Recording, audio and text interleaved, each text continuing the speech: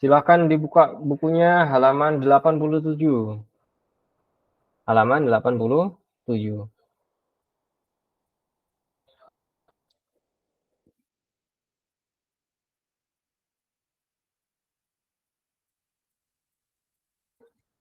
Yang dimaksud dengan litosfer adalah lapisan bebatuan pada bumi. Lapisan bebatuan pada bumi. Nah, sesuai namanya ya. Kalau kita lihat dari namanya, litos itu artinya adalah bebatuan. Dan sfera itu artinya lapisan. Jadi lapisan bebatuan. Yang dimaksud dengan litosfer adalah lapisan bebatuan. Litosfer sendiri dibagi lagi menjadi beberapa bagian. Ada namanya yang kerak bumi. Kerak bumi itu adalah tempat di mana kita berpijak saat ini. Itu disebut dengan kerak bumi. Nah, kerak bumi itu merupakan tanah humus yang dapat kita gunakan bercocok tanam, menanam tanaman, menanam padi misalnya ya, menanam pohon mangga dan lain sebagainya. Nah, itu lebih lembek daripada tanah yang atau lapisan yang di bawahnya. Nah, jadi tempat kita duduk, tempat kita berdiri, tempat kita tiduran itu berada pada lapisan kerak bumi. Nah, kemudian ada lagi lapisan di bawah kerak bumi namanya mantel. Mantel ini lapisan yang lebih keras daripada kerak bumi. Ini bebatuan-bebatuan isinya ya. Mantel sendiri dibedakan lagi menjadi dua bagian. Ada mantel atas, juga mantel bawah. Kemudian lapisan yang paling dalam kita sebut dengan inti bumi. Inti bumi juga dibedakan menjadi dua bagian. Ada inti luar, ada inti dalam. Inti luar itu lapisan yang lebih liquid atau lebih cair. Nah, tetapi cairannya ini pekat ya, cairannya pekat. Kemudian lapisan yang paling dalam disebut dengan inner core di situ ya. Yaitu inti dalam. Nah, inti dalam ini merupakan lapisan yang lebih pekat daripada lapisan yang outer core atau inti luar. Ini lebih pekat, bahkan mendekati solid ya. Pada slide ditulis solid bahkan ya. Itu lebih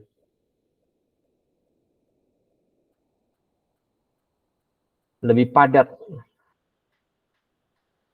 Baik. Dalam mempelajari litosfer ini setidaknya kita akan mempelajari dua teori. Nah, teori yang pertama adalah teori tektonik lempeng atau teori pergerakan lempeng tektonik. Yang kedua adalah teori gempa bumi dan juga gunung berapi. Baik, Ustadz mau tanya dulu. Abdullah sudah hadir ya. Abdullah dari mana tadi?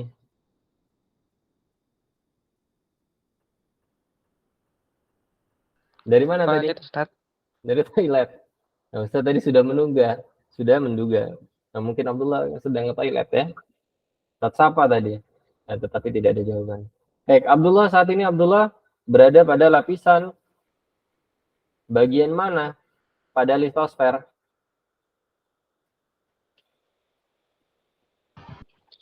Kerak bumi. Kerak bumi. Entas, kita sekarang berada pada lapisan kerak bumi ya. Nah, tempat kita beraktivitas ya. Tempat kita menanam tanaman, tempat kita berternak, tempat kita membangun rumah, membangun peradaban ya. Nah, itu pada lapisan kerak bumi.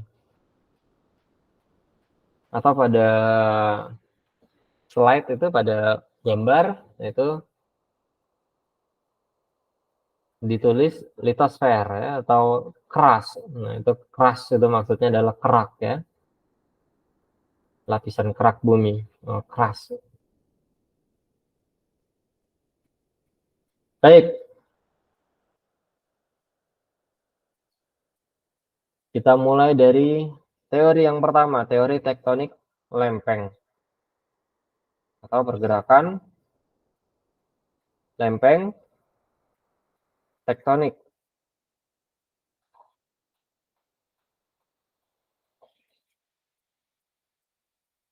Baik.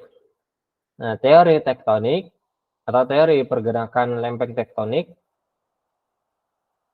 dipelopori oleh Alfred Wegener pada tahun 1915. Nah, dia berpendapat apa? Dahulu kala atau lebih dari 200 juta tahun lalu,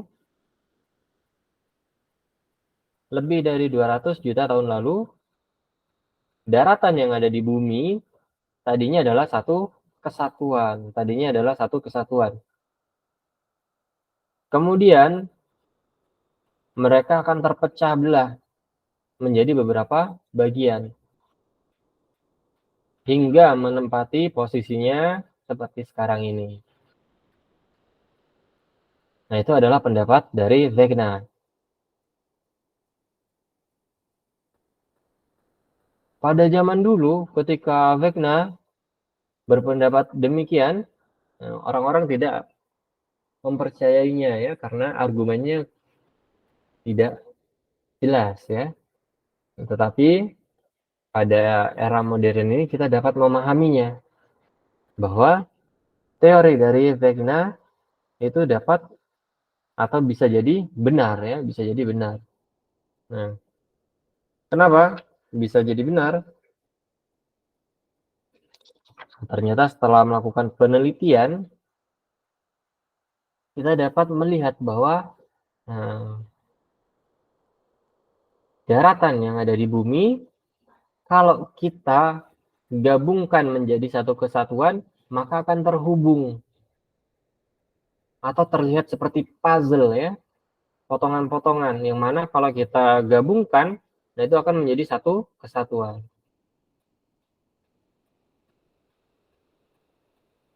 Satu kesatuan dari seluruh daratan tersebut kita sebut dengan Pangea.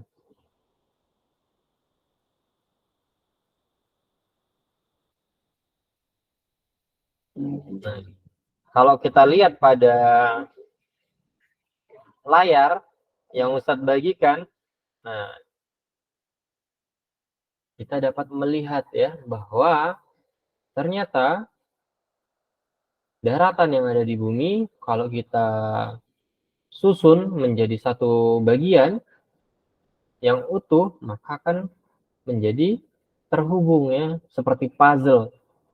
Nah, ini memperkuat teori dari Wegener. Kemudian, apalagi yang memperkuat teorinya? Penemuan fosil. Nah, salah satu yang memperkuat teori tersebut adalah penemuan fosilnya Mesosaurus. Jadi Mesosaurus ini merupakan hewan purba ya. Hewan purba yang mana hidupnya adalah di daratan dan juga di air tawar. Nah, tetapi fosilnya malah ditemukan di Amerika Selatan dan juga di Afrika. Nah, bayangkan bagaimana bisa Mesosaurus ditemukan di Amerika Selatan dan juga di Afrika. Kalau di era sekarang maka tentu sangat mustahil ya. Karena Mesosaurus tidak mampu untuk menyeberangi lautan. Dia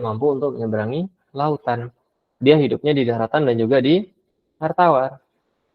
Nah, tetapi nyatanya fosilnya dapat ditemukan di Amerika Selatan dan juga Afrika. Nah, ini memperkuat teori Wegener bahwa tadinya Amerika Selatan dan juga Afrika merupakan satu kesatuan. Kemudian penelitian yang lain yang memperkuat teori Wegener adalah struktur bebatuan. Struktur bebatuan yang ada pada Amerika Selatan dan juga di Afrika, nah ternyata ditemukan kemiripan.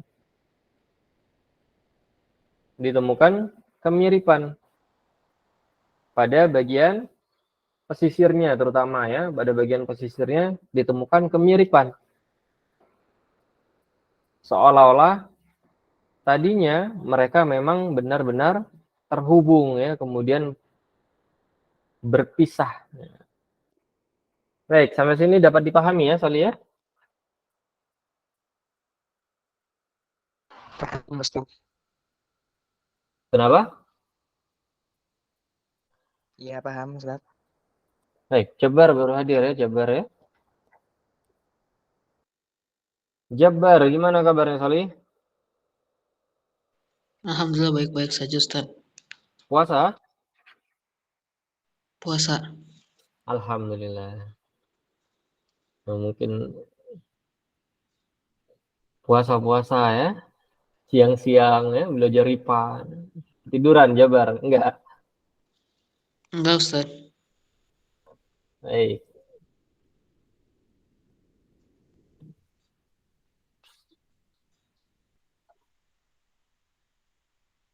Selain itu, Soli, ada Harry Hess yang mengemukakan teorinya yang bernama pergerakan dasar laut. Nah, ini juga memperkuat teorinya si Wegener. Menurut Harry Hess, di bawah kerak bumi itu tersusun material yang panas dan memiliki massa jenis yang rendah.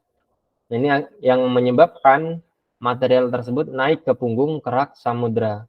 Kemudian material bergerak ke samping bersama dasar kerak samudra, sehingga bagian dasar kerak samudra tersebut menjauh dari punggung kerak samudra dan membentuk sebuah patahan. Nah, dari teorinya Harry Hess, kita dapat memahami ya bahwa pada dasar laut terjadi pergerakan lempeng bumi.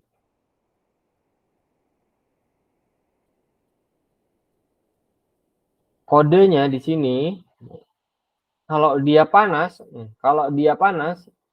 massa jenisnya akan turun atau rendah. Kalau massa jenisnya rendah atau mengecil, akibatnya apa? Dia akan bergerak ke atas atau bergerak naik. Nah, ini yang akan menyebabkan kerak bumi akan bergeser ya. Ini yang akan menyebabkan kerak bumi bergeser ke samping ya.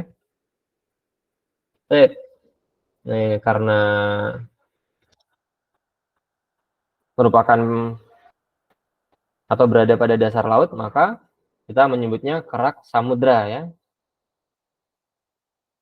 Baik, jadi kerak bumi juga bisa dibedakan menjadi kerak samudra, juga kerak benua.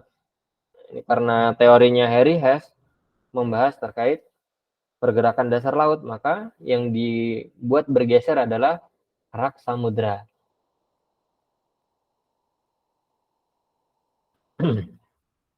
Karena dasar kerak samudra menjauh sehingga terbentuk patahan, maka magma akan naik ke atas dan mengisi patahan tersebut.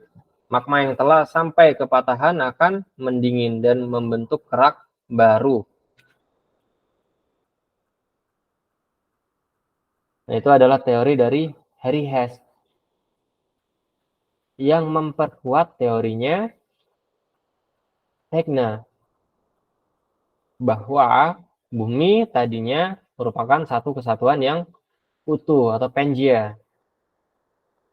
Nah, teorinya Wegener disebut dengan teori continental drift atau pergeseran benua.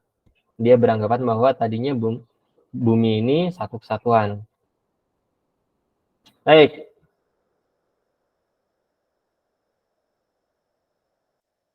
Ini pergerakannya ya. Ada konvergen, ada divergen. Konvergen itu terjadi kalau misalnya dia akan mendekati ya, mendekati lempeng yang lain. Nah, kalau divergen artinya dia saling menjauh. Contohnya apa? Contohnya di situ ada lempeng Indo-Australia dan juga lempeng Antartika. Nah, kita dapat melihat di situ ya, pergerakannya adalah divergen, artinya saling menjauh. Nah, bayangkan kalau misalnya bumi ini tetap menjadi satu kesatuan, apa yang terjadi? Maka tidak akan ada perbedaan nih, tidak akan ada perbedaan. Baik dari suhunya, misalnya musimnya, dan lain sebagainya. Nah, semuanya merata. Jika salah satunya menerima sinar matahari, maka yang lain akan menerima sinar matahari. Kalau yang satu tidak menerima sinar matahari, maka yang lain tidak menerima sinar matahari. Itu yang akan terjadi. Nah, ternyata benua-benua tersebut bergerak. Ada yang menjauh ya dari benua lainnya, ada yang mendekati benua lainnya. Jadi menyebabkan benua-benua tersebut akan berada pada posisinya saat ini. Nah, Masya Allah, dengan adanya pergerakan tersebut menyebabkan apa? Itu tadi salah satunya adalah pengaruh pada sinar matahari yang diterima ya. Kemudian apa lagi? Mungkin peradabannya juga ya. Atau bahasanya mungkin. Tentu akan lebih mudah dipahami. Nah, tetapi dengan berpisah jutaan kilometer ya, menyebabkan apa? Menyebabkan bahasanya berbeda-beda, sulit dipahami ya. Nah, tidak masalah. Allah memang menciptakan perbedaan tersebut untuk apa? Kenapa Allah menciptakan perbedaan tersebut?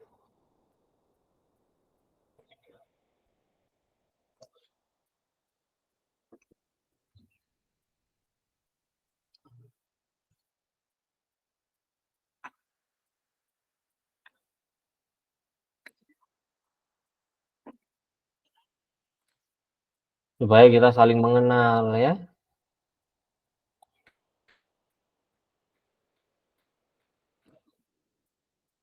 Baik. Ustadz mau tanya coba sama Abdullah. Abdullah tinggalnya di mana? Aslinya tinggalnya di Surabaya, tapi sekarang lagi di Brebes. Tinggalnya di Surabaya. Abdullah sudah bisa bahasa apa saja di sana di Surabaya? Iya biasa masih bisa. Baru bahasa Indonesia. Masa? Ngomongnya kayak bahasa Jawa. Bahasa Jawa nggak bisa. Baik. Nah, Ustadznya tinggalnya dulu juga di Surabaya ya. Ustadz dulu tinggalnya di Surabaya. Di Surabaya Ustadz dapat memahami bahasa Jawa dan juga bahasa Madura. Nah, ini salah satu contoh ya, kalau misalnya kita jarak antar daerah itu tidak terlampau jauh, nah ini akan sangat mudah untuk memahami bahasanya ya. Mungkin karena tiap hari mendengar mereka berbicara dan lain sebagainya. Tentu juga berpengaruh pada adat-adat dan budayanya di sana. Nah, tentu akan ada kemiripan-kemiripan dan lain sebagainya.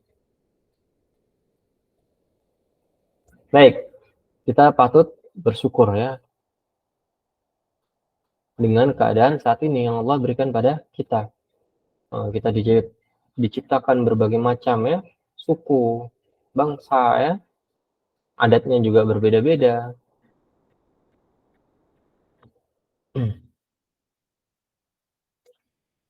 Mungkin juga kita dapat melihat ya, cara membaca Al-Qur'annya berbeda-beda di berbagai negara. Nah, tidak masalah.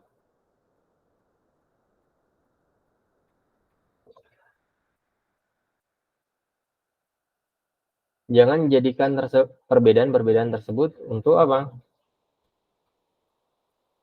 Untuk saling memusuhi misalnya ya. Nah, banyak sekali permusuhan-permusuhan karena adanya perbedaan. Nah, Allah ciptakan perbedaan bukan untuk saling memusuhi ya. Harusnya kita saling mengenal,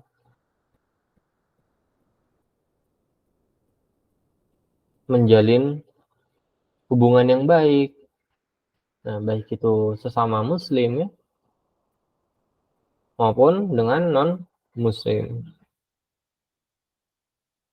Rasulullah tidak memerangi non-muslim yang berkhianat ya. Selama tunduk pada pemerintahan, maka tidak masalah. Tidak akan diperangi. Nah, bahkan Rasulullah juga berbuat baik kepada non-muslim. Baik, kita lanjutkan. Penyebab terjadinya pergerakan lempeng tektonik. Yang pertama adalah arus konveksi mantel. Apa maksudnya? Arus konveksi mantel.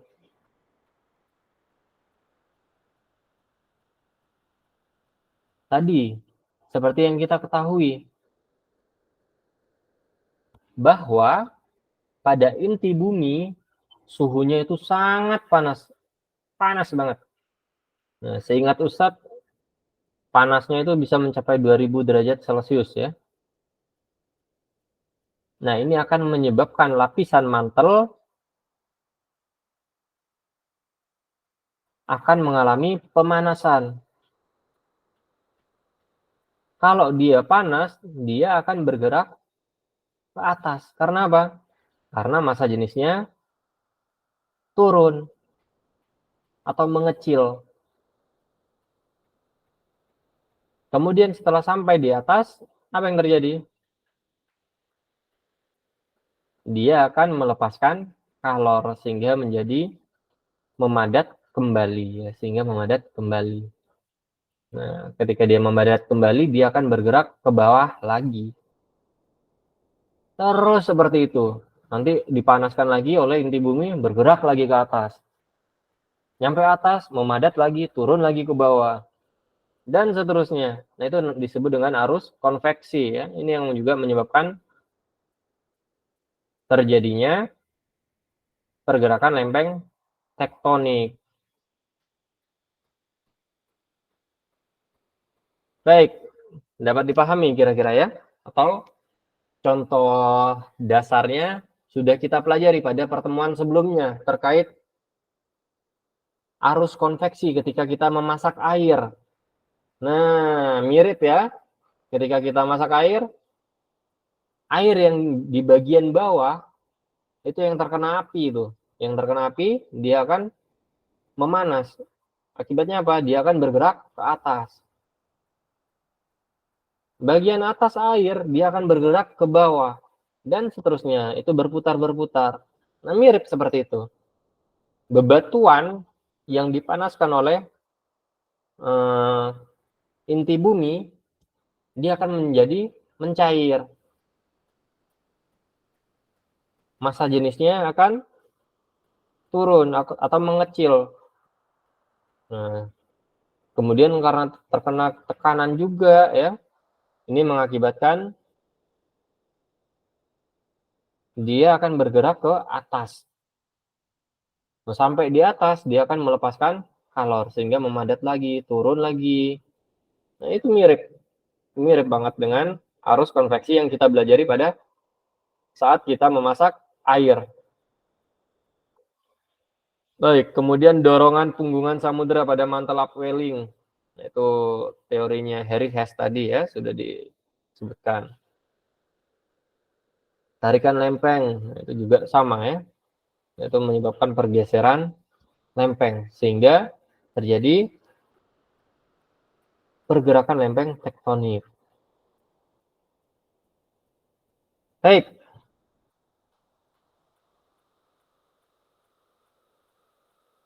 Gempa bumi.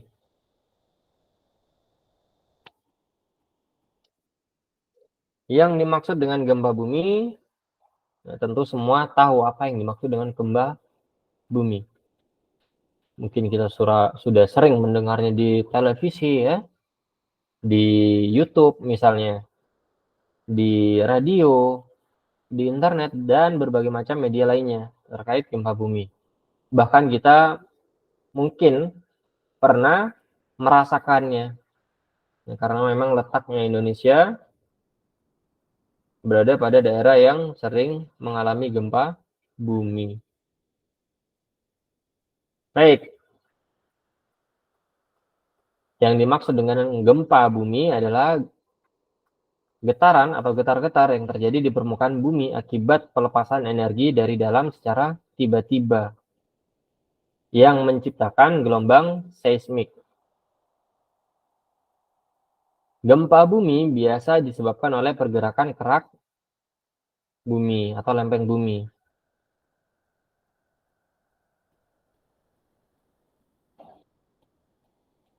Frekuensi suatu wilayah mengacu pada jenis dan ukuran gempa bumi yang dialami dalam periode tertentu.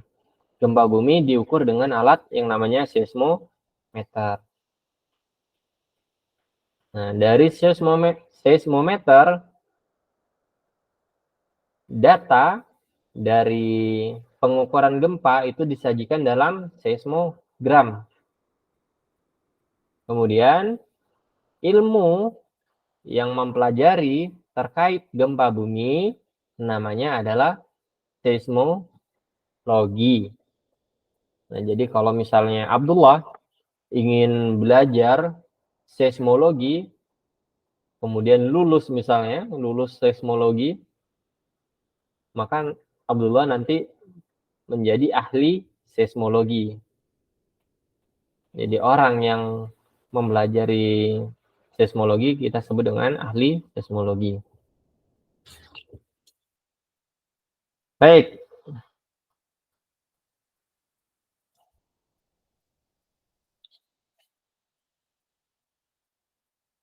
Kalau di modul gempa bumi itu dapat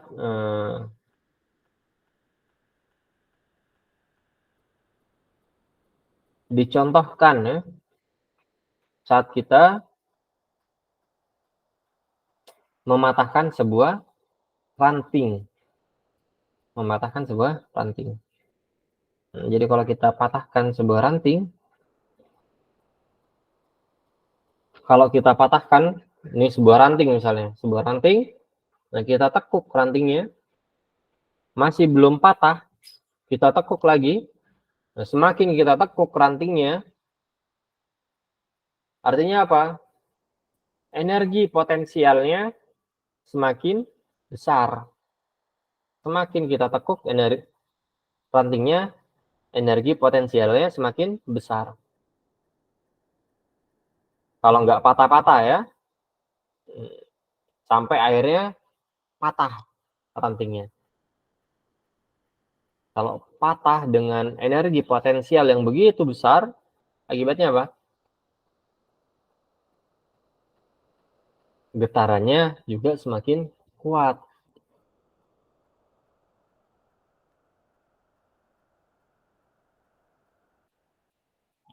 Nah, itu sama ya. Ketika gaya yang cukup besar berasal dari pergerakan lempeng, maka bebatuan di lempeng akan menegang. Nah, semakin bebatuannya itu semakin menegang, semakin keras ya, semakin mengeras ya. Akibatnya apa? Energi potensialnya akan semakin besar. Nah, ini yang menyebabkan gempa semakin besar magnitudonya. Nah, magnitudo itu merupakan ukuran ya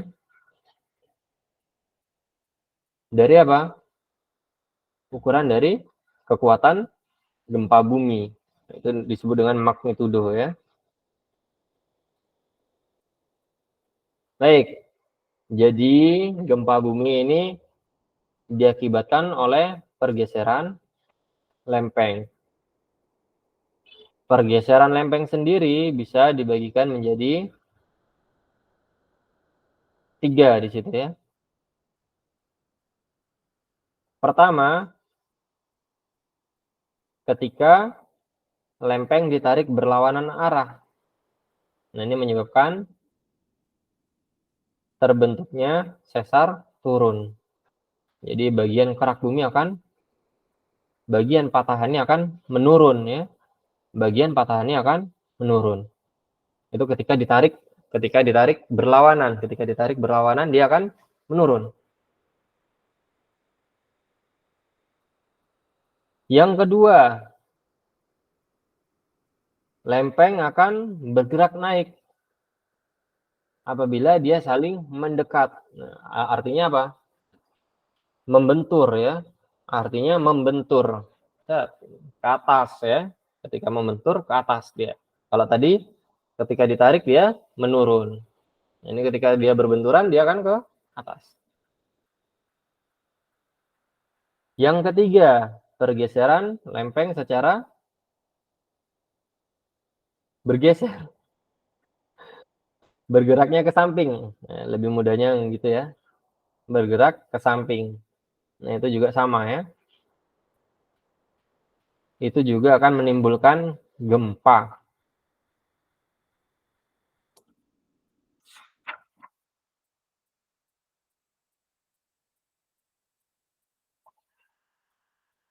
Materinya banyak banget ya litosfer ya. Masya Allah. Jadi sudah disebutkan ya bahwa alat yang mengukur gempa bumi disebut dengan apa? Seismograf. Nah, sedangkan data yang didapat dari seismograf akan tampil atau disajikan secara seismogram ya. Baik, ini magnitudo. Jadi skalanya skala Richter. Dimulai dari 0 sampai 10. Nah, kalau masih di bawah 2, ini biasanya tidak terasa ya. Biasanya tidak terasa. 2 sampai 2,9. Nah, ini sudah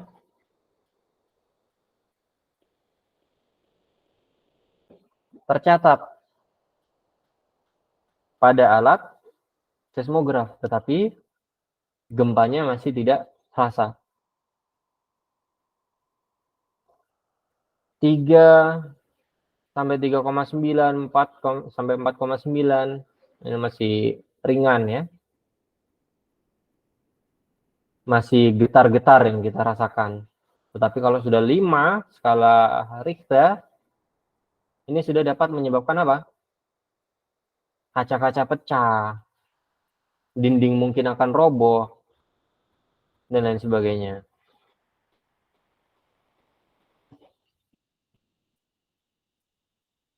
Semakin besar skala Richternya atau magnitudonya akan menyebabkan kehancuran yang semakin besar. Tidak hanya kehancurannya atau kerusakannya, tetapi radiusnya atau apa bahasanya ya, daerah yang terkena dampaknya semakin luas.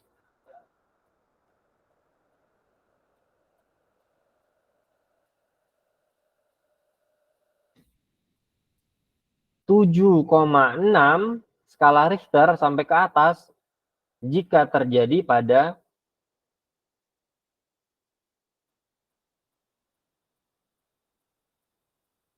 daerah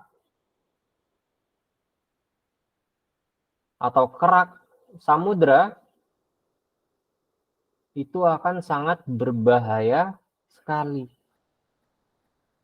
Akan menyebabkan gelombang air yang begitu besarnya. Nah, itu kita sebut dengan tsunami ya. Kita sebut dengan tsunami. Nah, itu kalau terjadi pergerakan kerak bumi pada samudra atau kerak samudra.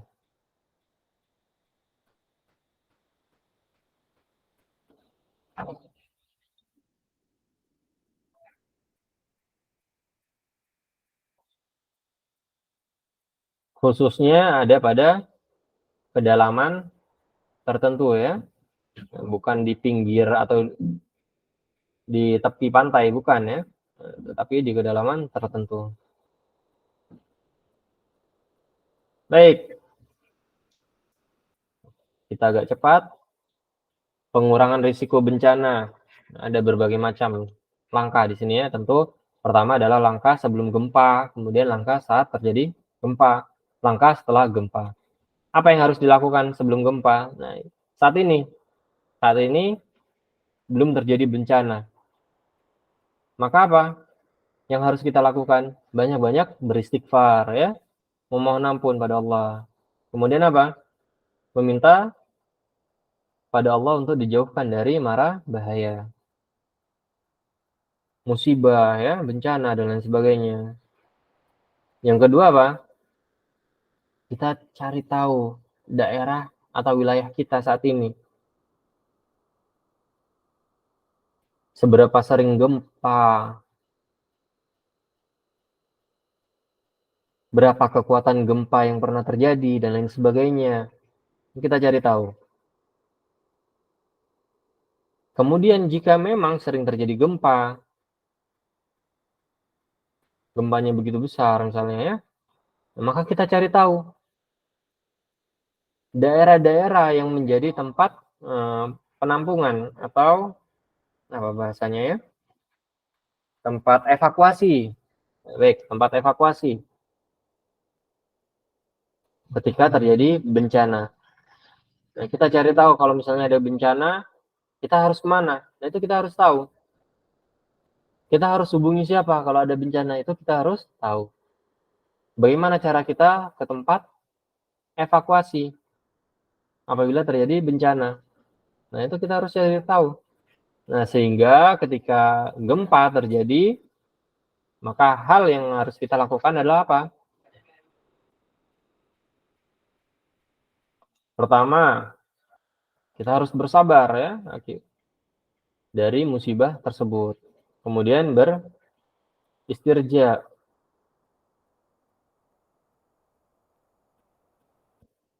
Dias.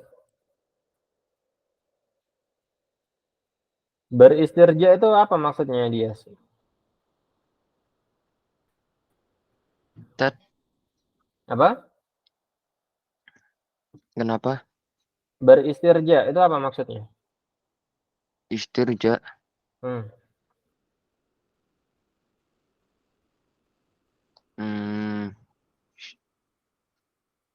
Istirja. Baik, itu maksudnya adalah mengucapkan inna lillahi wa inna ilaihi raji'un. Oh. Kemudian jangan panik. Nah, walaupun pasti kita panik ya ketika gempa ya, tapi nggak usah panik ya. Kalau panik, akalnya tidak jalan ya, akalnya tidak jalan. Maka jangan panik. Tenang tetapi cepat bergerak. Tenang tapi cepat bergerak. Nah, karena pada sebelumnya kita sudah mempelajari, oh kalau gempa harus ke sini misalnya. Nah, maka kita segera menuju ke tempat tersebut. Seperti itu, Soleh. Kemudian Kalau kita berada pada luar bangunan, di luar bangunan, maka jangan masuk ke dalam bangunan. Jangan masuk ke dalam bangunan. Jika kita berada pada atau di dalam bangunan, apa yang harus kita lakukan? Nah, jika tidak sempat keluar, maka kita cari meja yang kuat ya, kita bersembunyi di balik meja. Kalau tidak ada meja yang kuat, misalnya mejanya udah reot ya, atau mejanya rapuh ya, nah maka cari pelindung yang lain, bisa kasur ya, bisa bantal dan lain sebagainya. Baik. Kemudian itu jika berada pada daerah yang di perkotaan ya dan lain sebagainya. Nah, kalau misalnya berada pada daerah pantai, maka segera menjauh dari pantai. Nah, takutnya terjadi tsunami. Jika berada pada pegunungan misalnya rumahnya bagaimana? Nah, jangan dekat-dekat dengan tepi gunung. Karena akan rawan longsor ya. Jadi jangan mendekati tepian gunung. Karena rawan longsor. Baik, kemudian setelah terjadi bencana bagaimana? Setelah terjadi bencana, nah, kita menuju ke tempat evakuasi. Kalau kita belum berada pada tempat evakuasi. Kalau kita belum berada pada tempat evakuasi, maka segera menuju ke sana.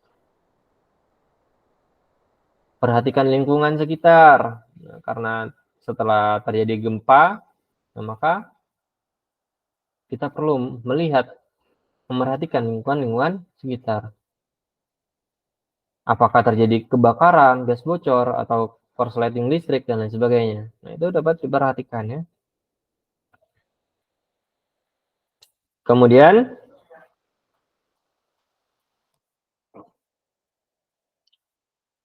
ucapkan terima kasih pada orang-orang yang membantu kita ketika kita tertimpa musibah. Membagikan makanan kepada kita, ucapkan terima kasih. Nah, tidak usah membanding-bandingkan apa yang diberikan olehnya dengan orang lain misalnya. Tidak usah membandingkan apa yang kita dapati dengan tetangga yang dapati. Tidak usah. Cukup ucapkan terima kasih terhadap orang-orang yang perhatikan sama kita, memberikan kita bantuan ya. Kemudian mengikuti informasi terkait gempa yang terjadi. Artinya apa? Artinya kita mengikuti perkembangannya. Nah, sampai mana? Apakah keadaan sudah aman ya? Atau gempa masih akan ada gempa susulan? Nah, maka kita perlu untuk mengikuti informasi terkait gempa yang terjadi. Baik.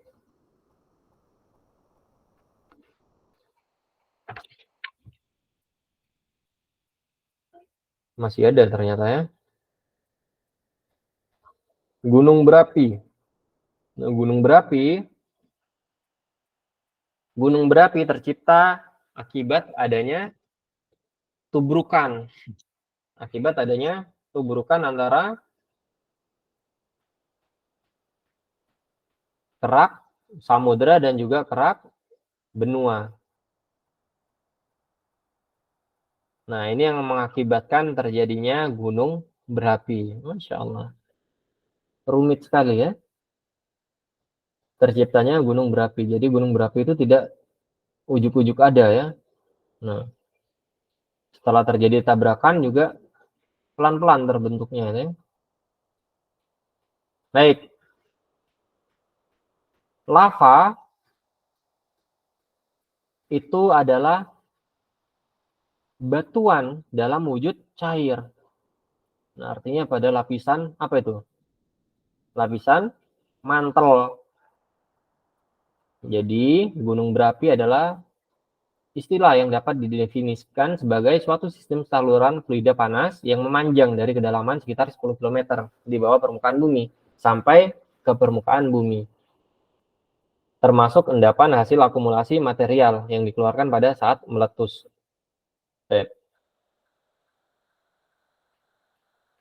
Lava tersebut dari mana asalnya? Dari mantel bumi yang mengalami apa? Yang mengalami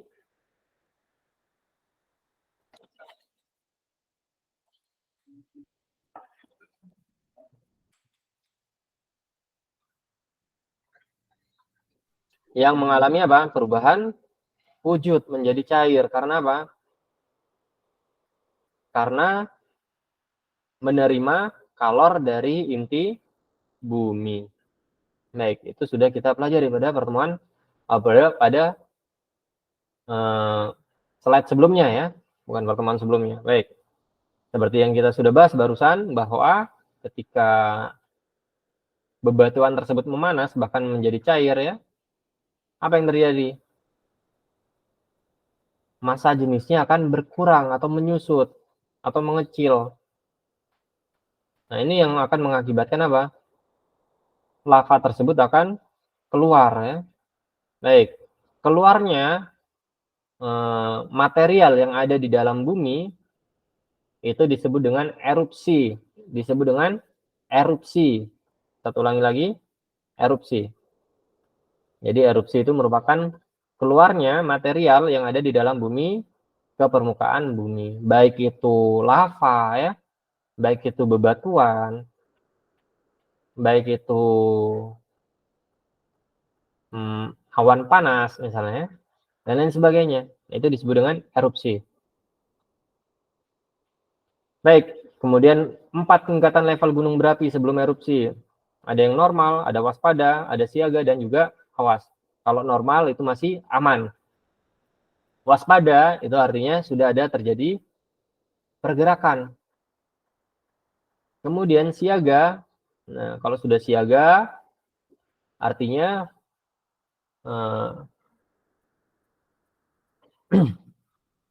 peningkatan pergerakannya semakin nyata. Diikuti dengan kegiatan letusan. Nah, kalau sudah awas, itu sudah sangat berbahaya ya. Artinya, asap-asap sudah mengepul ya. Kemudian apa lagi? Letusan utama sudah keluar. Nah, tentu akan diikuti dengan letusan yang lain. Ada hewan-hewan yang mampu untuk mendengar suara infrasonik. Nah, itu mungkin juga bisa menjadi rujukan ya. Rujukan terkait apa? Bencana. Termasuk salah satunya adalah gunung berapi yang meletus atau sebelum meletus ya. Biasanya hewan-hewan yang memiliki pendengaran infrasonik sudah menjauhi daerah-daerah tersebut. Karena apa? Karena mereka mampu untuk mendengar pergerakan yang sangat kecil suaranya atau infrasonik, suara infrasonik. Nah, salah satunya adalah gajah ya. Nah, Masya Allah. Jadi gajah itu walaupun badannya besar, pendengarannya juga tajam ya. Pendengarannya juga tajam. Jadi itu ya, Allah ciptakan gajah sebesar itu, jalannya pelan, tapi dikasih kelebihan ya, dikasih kelebihan. Salah satunya kelebihannya adalah dia mampu untuk mendengar suara infrasonik. Nah, sehingga saat terjadi bencana atau sebelum terjadi bencana, dia sudah mampu untuk mengevakuasi dirinya sendiri. Baik, alhamdulillah materinya sudah selesai. Afwan, waktunya lewat. Ada yang ingin ditanyakan? Baik, kenapa Abdullah? Ustaz, kecepatan gempa bumi itu dari satu titik ke titik, dari titik epicentrum ke titik pusat ya, maksudnya ke tempat ke titik lain itu cepat, Ustaz. Sangat cepat sekali ya, sangat cepat sekali. Baik.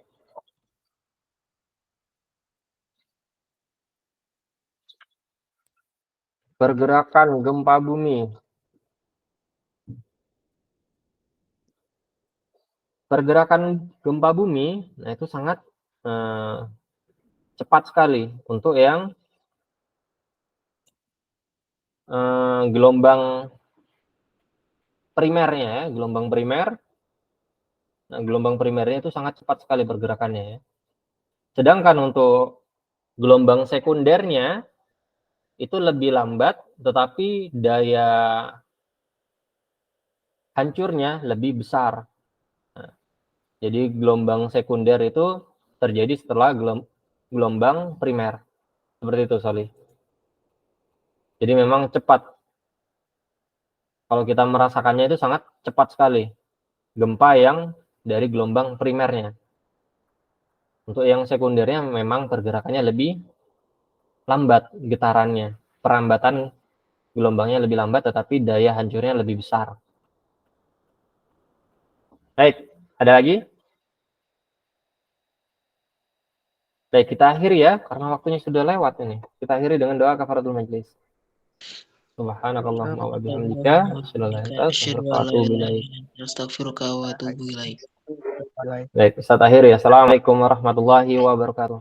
Waalaikumsalam warahmatullahi wabarakatuh.